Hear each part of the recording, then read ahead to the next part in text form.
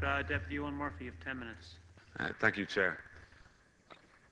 When Oppenheimer saw the results of his first test of the atomic bomb that he helped to create, he said the words, "I have become death, the destroyer of worlds."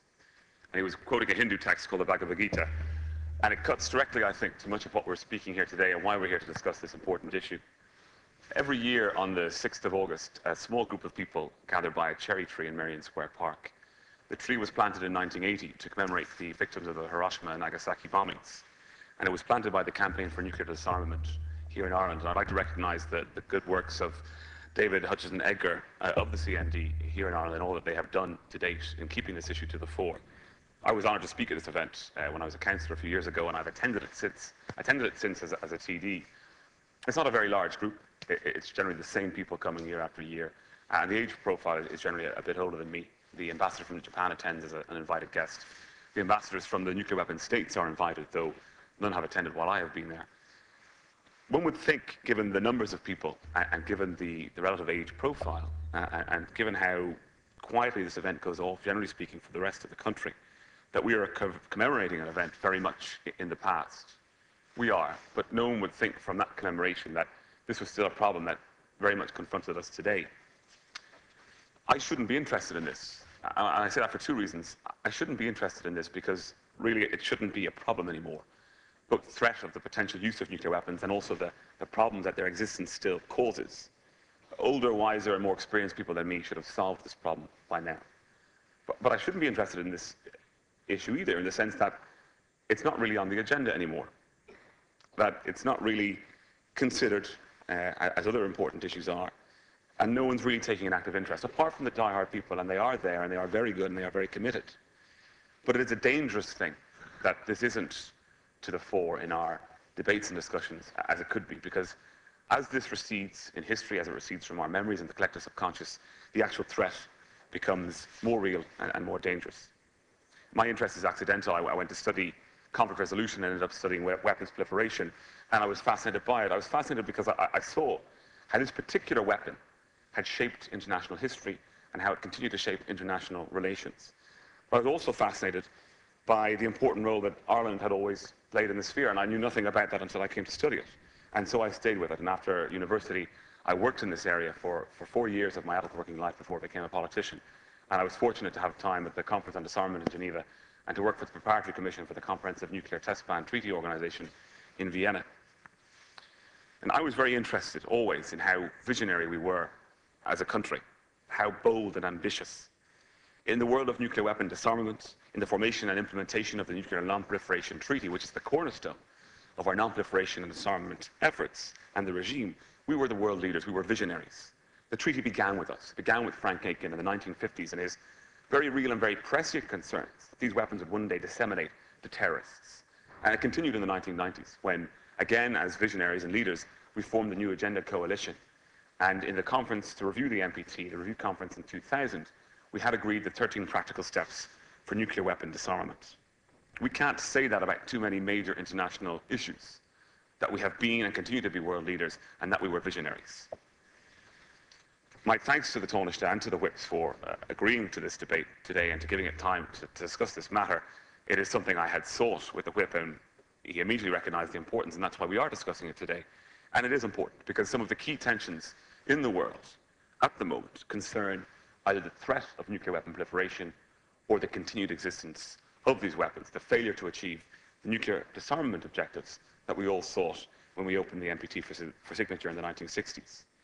And whether we look at the Cold War tensions that are resurfacing in Europe because of proposed missile shields and proposed new missiles, whether we look at the growing isolation of Iran and tensions in the Middle East, the rush to war in Iraq and now its aftermath, the North Korean regime and its breaking of almost all of the last taboos in relation to nuclear weapons, including the one on testing, as it attempts to ape some of its neighbours and its perceived rivals.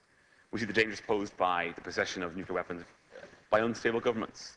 We're not too sure which government may take over in the future and how that might lead to increased tensions, and we see possible arms racing on the subcontinent.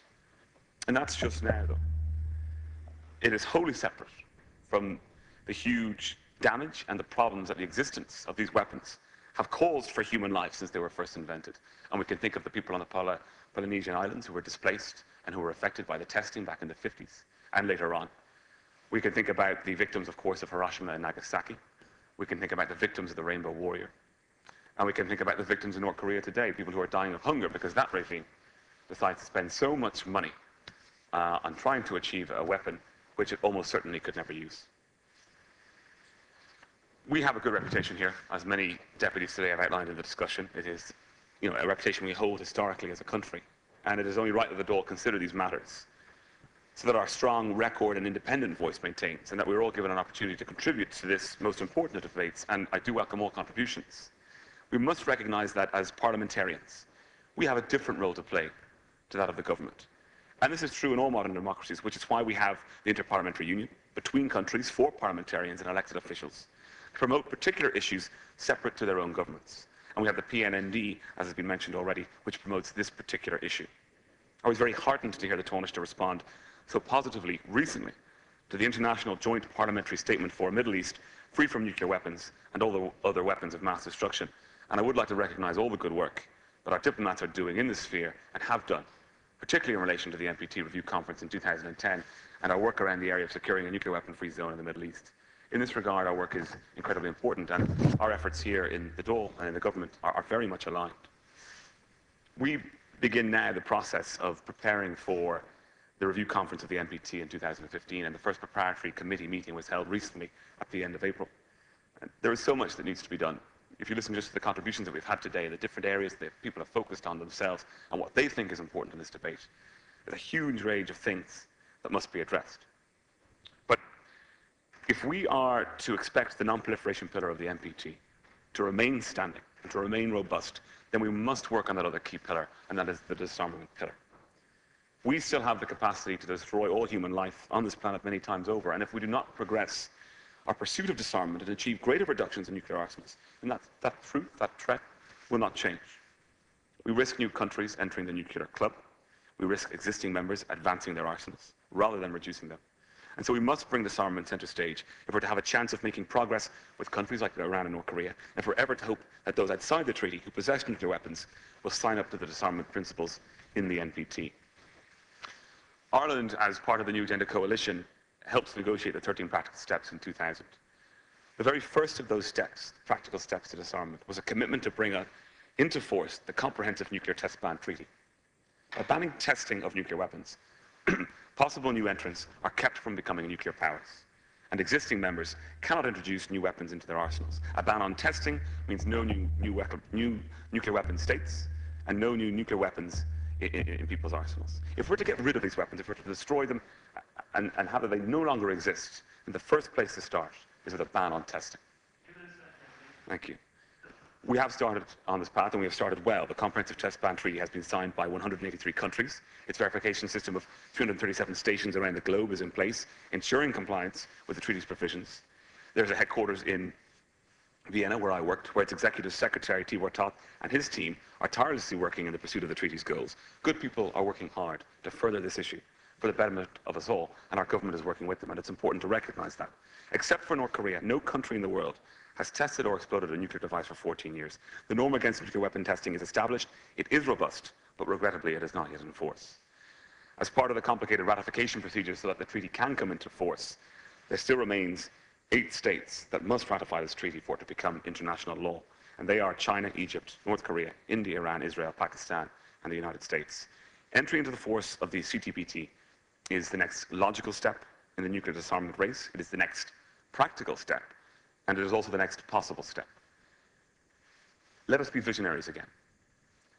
Let us take a singular goal as we face 2015 and work towards that. In the same way that 1995 and the review of the treaty is remembered for the indefinite extension of the treaty, and in the same way that 2000 is remembered for the 13 practical steps for nuclear disarmament, let 2015 be remembered for achieving the CTBT, and let Ireland be remembered with it. To others, that might sound too ambitious. To others, it won't be ambitious enough, but I say we can do it, so at least let us try. And all we can do is try, and if we fail, then we fail no matter. We'll try again, we'll fail again, and we'll fail better. But it behooves us, given our history in this area, given the great responsibility we take on the world stage when it comes to achieving nuclear disarmament, that we take this singular goal and we work towards it. And just as I conclude, Chair, Tomorrow we'll see the official opening of Ireland's National Data Centre. The Taoiseach referred to this. It's happening in the Dublin Institute for Advanced Studies. The national data centres around the world form part of the global alarm system that the CTBTO has been building around the world. And for us, and opening the National Data Centre, it basically confirms and reaffirms our commitment to being a part of this very important verification regime. And it's very welcome. We are a part of the system. We always have been. But now it is time to really start to shape it again. Thank you.